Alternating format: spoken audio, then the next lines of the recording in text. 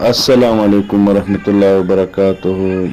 ټولو مسلمانانو ورونو ته دا یو درخواست کوم. زما پیغام نن دا دی چې د خپلو ماشومانو ډیر زیات خیال ساتئ. نن سبا د انسانان خو داسې شوي دي، خو د دې نه علاوه داسې ځناور راوتي چې ناشنا قسم سره هغه زمونږ د ګناهونو په وجه باندې چې پته هم نه لګي. اوس به زه تاسو سره د ماشومې دا تصویران دي، دا تاسو وګورئ.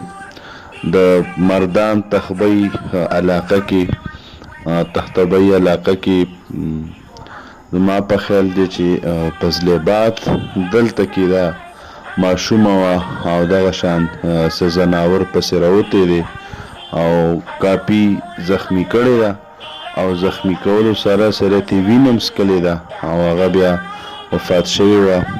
نو ډېر میندې پلاران، داسې پلاران خو اکثر کور نه یو میندې خاص کر د غرمې ټایم کې ماشومان همداسې پرېږدي او دې ته نه بېغمه وده شي، هغې بار په کوڅو کې ګرځي، پټو کې ګرځي.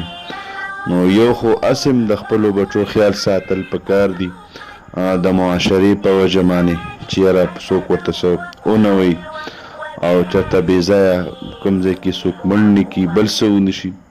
خو د هغې نه علاوه په دې باندې ډېر توجه کول چې یاره دا بچی کور ته زما سره یو ځای راشي، دلته کې او ما سره یو ځای آرام وکړي او ما سره یو ځای پاسي.